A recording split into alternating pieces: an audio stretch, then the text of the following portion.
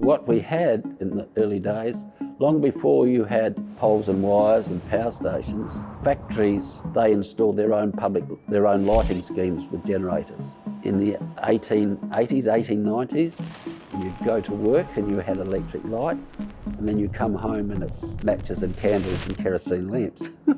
The first electric company was the South Australian Motive Power Company. Then Adelaide Electric Supply Company took them over. We had a small generating station in the city, in Grenfell Street, and a limited electrical supply for the city and the suburbs. The big change happens in the early 20s when we built Osborne Power Station. Now we have to run out a much larger network, and we were still using timber poles. We've got a soil that loves white ants and borers. We didn't have any timber poles suitable to withstand white ants and borers.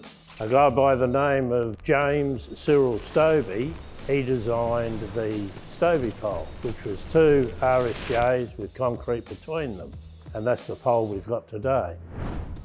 The Adelaide Electric Supply Company was taken over by ETSA.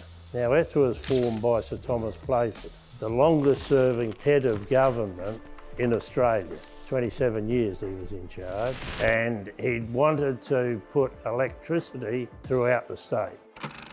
The biggest political struggle was the establishment of the Electricity Trust.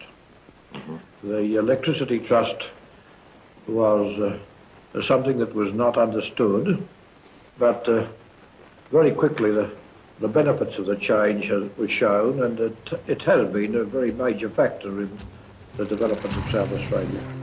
There was also issues with the coal supply because of industrial action in the eastern states. So Sir Thomas Playford decided to make it a government-run business and develop the Lee Creek coalfield, and from there we were self-sufficient.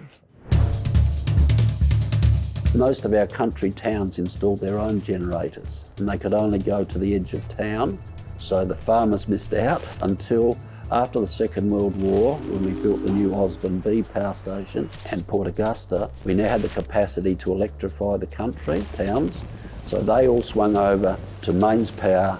That was a huge task for the distribution people to design and build that network, the rural network. Well, day to day, digging post holes, 5 foot and 6 foot post holes, because that was the expansion.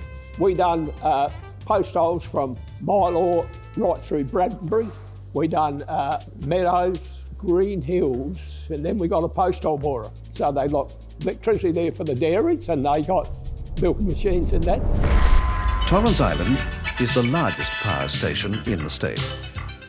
It supplies a total of 1,280 megawatts to the businesses and people of South Australia. Torrens Island became a base load station. They put the units up on full load, and Osborne would control the frequency. She had a few refurbishments, and only now is it being shut down.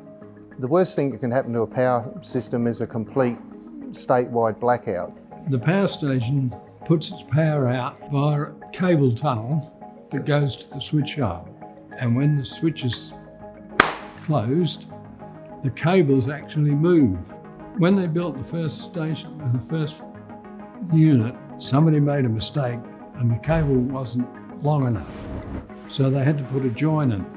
When they fixed the cables to the track, they didn't fix down the joint. They only fixed down each side of it. And of course, it was kept moving, and eventually the cable blew up.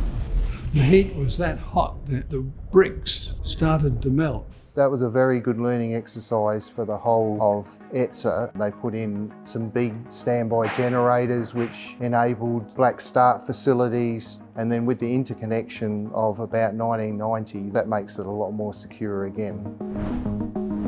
We controlled everything in South Australia. ETSA did. They produced the electricity, they sold the electricity, they transmitted the electricity, they distributed the electricity, and they serviced the electricity.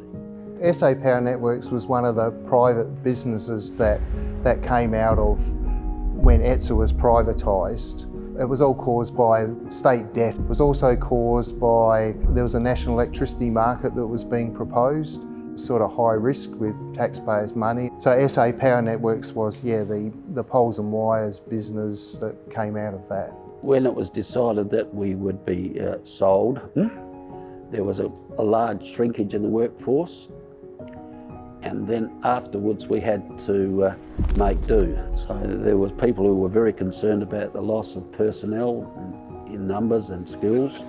So what we were told was, well, when it all settles down, we'll work out how to put Humpty Dumpty back together again. And that took a few years to do that.